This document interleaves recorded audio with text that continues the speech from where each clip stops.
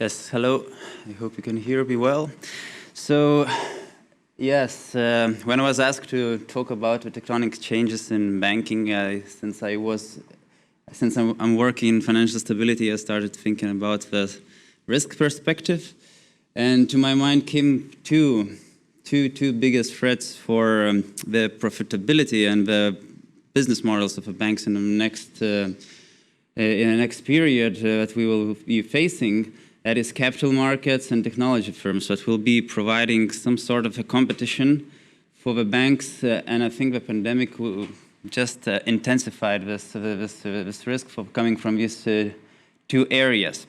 So moving on, I'll start with an upcoming challenges for the banking industry and even before the existing challenges. So even before the pandemic, many European banks faced the profitability challenges.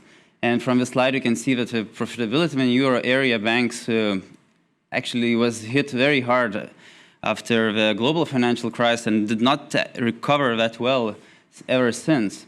And due to the low interest rate environment, due to legacy NPL problems, due to lack of efficiency, many European banks, especially in the south of Europe, were facing very bad tendencies, I would say. That was not the case for the US or even more so for the Nordic banks, which withstood these challenges quite well, I would say, and were able to work successfully after the economic recession.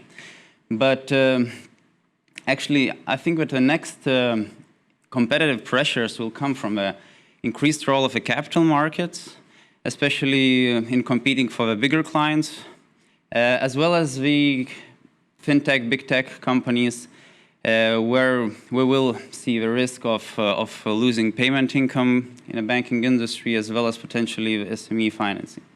So to my mind, the pandemic accelerated the trends that was happening even before that. And now there is a question, will these trends be sort of swallowed by banks or not? So I'll start with corporate funding from the capital markets and the growth of importance of these markets. Also taking a step back, we are living in the low interest rate environment, and low interest rate environment encourages investors to search for yield. And while searching for yield, they lower their credit standards. We started to invest in many companies, and companies as a result try to issue bonds to the capital markets. And as a result of that, we had that the role of capital markets increased in financing the corporates in the euro area very significantly in the last decade. We saw that the exposures of investment funds account for now around a half of a bank's assets in euro area, and this trend is continuing to increase. The same thing is a little bit slower, but also happening in Lithuania. We see that in a liability structure, bonds account still for a relatively minor share of companies' liabilities in Lithuania, but since 2017-18, it's been growing, and you can see here that the number of bond emissions and the size of bond emissions, they increased in the last few years, and they have a trend to increase further on. So this global trend that is happening in the euro area in the world, it's reflected in Lithuania as well. And I say at the same time, the bank loans are actually taking lower and lower space in the liability structure of Lithuanian companies. The pandemic effect also increased the risk for banks of losing big clients.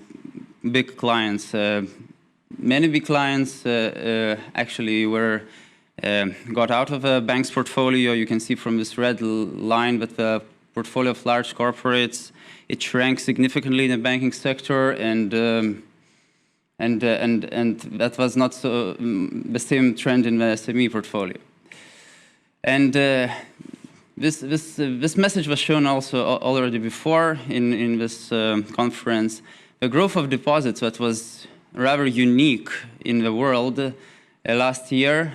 This actually is rather unprecedented and might going forward reduce the needs for corporate financing, but also it might catalyze further on the capital markets. And we already see that turnover of a Nasdaq Baltic main company list index, it went significantly up, meaning that all this accumulated liquidity is going into the capital market and further strengthening its role.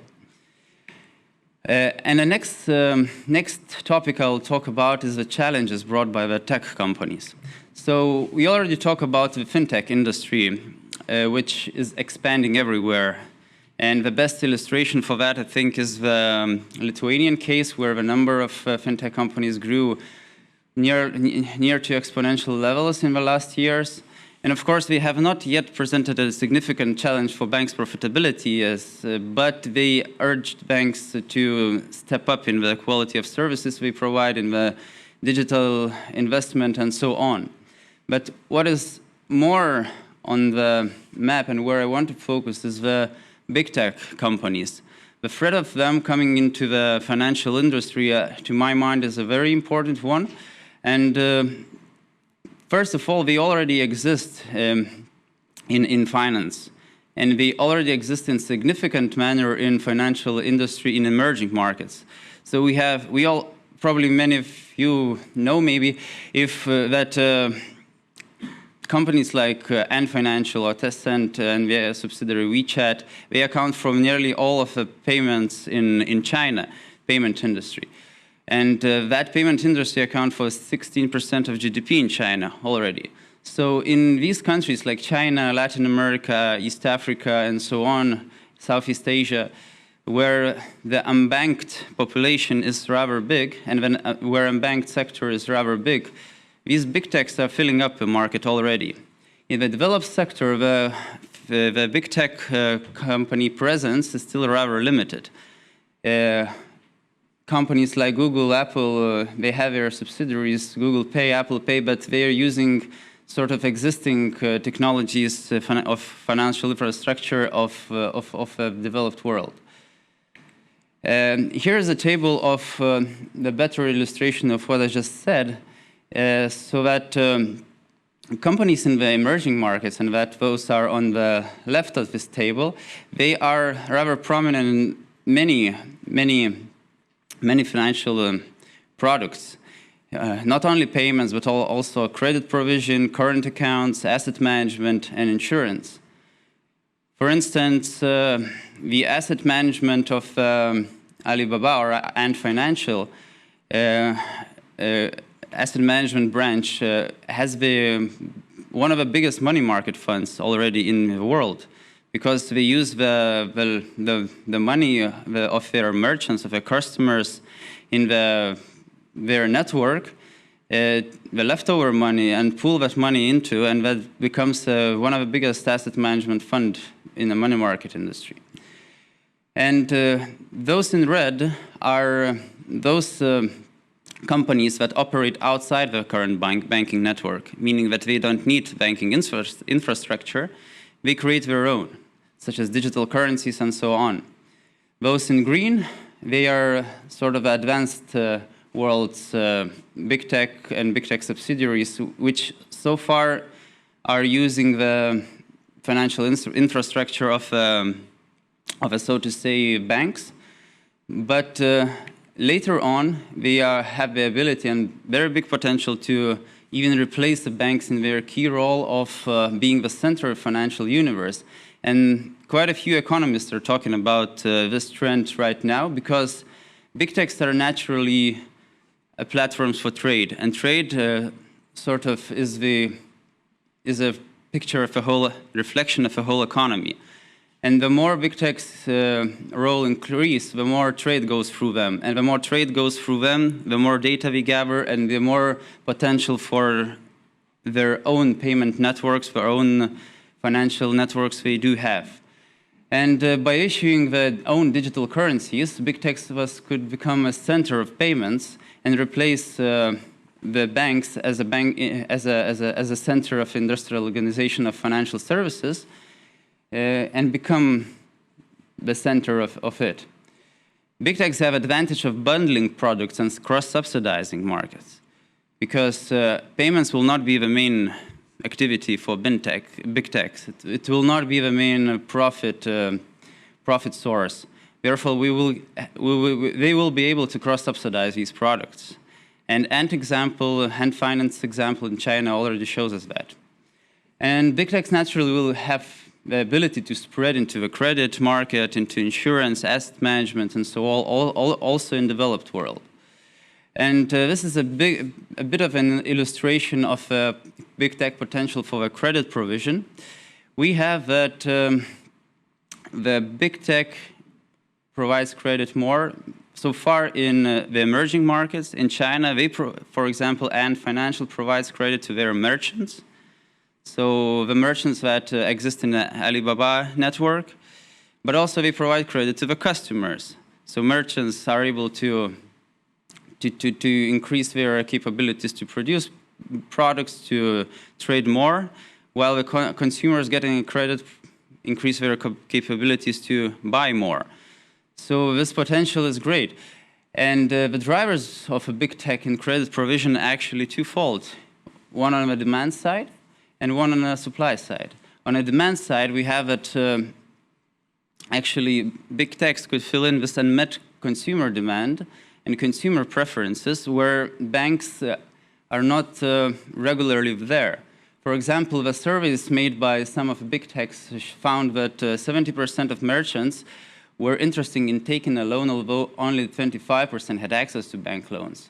Very similar to consumer preferences. Many consumers that are in the network of a big tech, they believe that they would take financial product from a big tech, and they would not take financial product from a bank. On a supply side, big tech also have very good access to data, and some researchers showed that actually they even outperform the traditional credit bureaus in their credit scoring abilities. We also have technological advantage. We have good access to funding because their credit ratings are very good, and their bond yields are even lower than those of large banking groups. And so far, they don't enjoy that much of a regulation as well. So what should be done? To our minds, every challenge brings an opportunity, of course. And regarding the competition from the capital markets that is growing, what banks could do is, first of all, embrace the sustainable finance products. What capital markets don't often have is the proximity to their clients. And as many companies will need to transition to sustainability in the next years, banks will be able to guide them through this transition, to offer the best products, to be near the client, and so on. We also can take the share of capital market value by increasing the underwriting business and by taking some commission income from the trading platforms. Regarding the competition from the tech companies, of course, traditional measures are always going to be there, investing in technology, investing in data, engaging in partnership possibilities with tech companies, including fintech and big tech as well, just to be on the edge of innovation. But also focusing on client relationship, because banks will continue to be the institutions that are close to their clients and understanding their needs. What the regulator could do, the role of regulator will be quite a challenging one to find a good balance between fostering the financial products, fostering innovation to achieve the lower cost, better access to finance, better financial inclusion, better sustainability, but at the same time targeting the systemic risks that might appear there. And the systemic risk of the capital markets, investment funds being too large to control, or big tech financial services also being too large and systemically important will be a challenging one because we operate globally. So for the regulators, including central bank, will be hard to find good measures to do so. And also what already was talked about is the potential of a big tech to issue their own digital currencies, as the Facebook example was mentioned. It actually worries central bankers very much because if that happens, the traditional way of controlling monetary policy mechanism could be lost, because if everyone instantly becomes a user of a digital currency of a big techs, or we start witnessing the deposit outflows to the digital currencies, we need an instrument for that to counterbalance that. And this slide is very different with what is seen in the previous presentation, but I think it's important. Actually, the central bank digital currencies initiatives are happening across the globe.